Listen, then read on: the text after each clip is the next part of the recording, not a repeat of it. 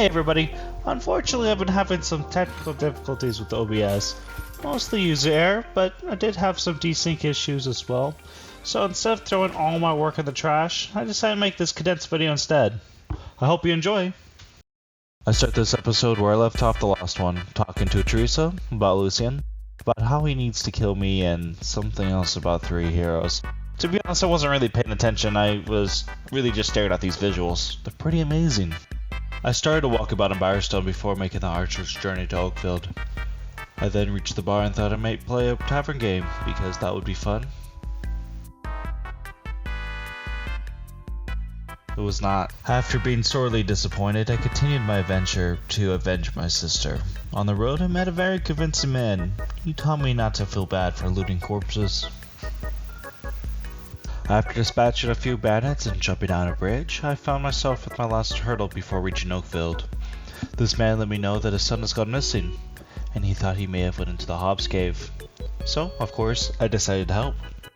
As I worked through the cave, killing off Hobbs as I go, the man gave me not so subtle hints that Hobbs turned children into other Hobbs. And as expected, the man's boy turned into a Hobb. After exiting the cave, I finally made it to Oakfield. I made a pit stop to a place that any experienced Fable player would know is a must stop. After making some gold cutting wood, I decided to visit the abbot. Here he talked about how he needed someone to accompany his child to visit a cave to gather water, so something about an acorn growing. But he doesn't trust you, so you need to do quests to earn his trust. To be honest with you, what preceded was a bunch of boring fetch quests. So here's this instead. Crunches, when it crunches, that's why I love Nestle Crunch. After completing this quest, I visit the abbot again. He had me go to his daughter, Hannah. Once we found Hannah, Teresa explained to me that she was a hero, and we needed her to fight Lucian. The only issue, she was a monk, who was against her religion to commit any acts of violence. Then we went to the cave. We had to go to a couple different places to fill the jug full of water while I defended her. We finally reached the last part of the cave where the water was getting blessed. When a monk came in, told us that the abbot was getting attacked by Lucian's men. I then arrived late because collecting this chest was too important. As I came to, the abbot was getting shot and Hannah smacked the shit out of the soldier. After the service for the abbot, Hannah promised vengeance for his death. And I will have my vengeance, in this life or the next. Before continuing the main mission, I cut more wood, then started investing my money into buying properties. Once I spent all the money I could, I reached a ghost who told me a depressing story about how a woman named Alex left him at the altar. I was to avenge him by making Alex fall in love with me by showing off my sweet moves. Once she falls in love with me, I would crush her soul. I came back to the ghost to let him know about the great news. When I reached him, I found out she killed herself because of my rejection.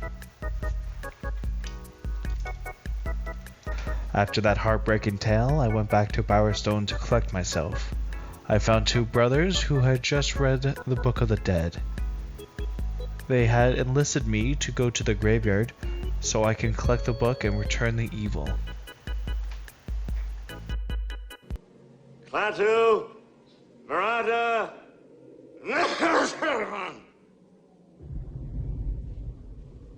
After that, I knew it was time once again to go back to the main quest. Teresa had me go to the Spire in Brightwood to get the Hero of Will. I did not struggle at all with this mission.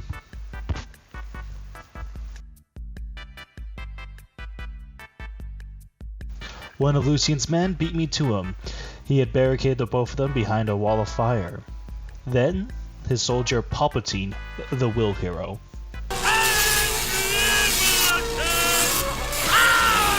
He then kidnapped the Will Hero and took him back to Lucian. I then went back to the Chamber of Fate to meet up with Teresa and Hannah.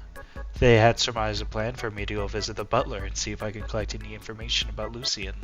We had then found out the butler has been in the Bowerstone Tavern this whole time. When I asked Jeeves for Lucian's journal, he propositioned it for $1,000. I gladly paid him so we could get this dirt. Jeeves had then informed me that he had in fact hid Lucian's journal between a couple logs near Bowerstone Lake. Once reaching the lake, I stumbled upon a troll, guarding the diary. After I made quick work with the troll, I did recover the diary. Now this actually ends what I've recorded so far of gameplay wise, so hopefully, soon, I can get my recording software back up to snuff.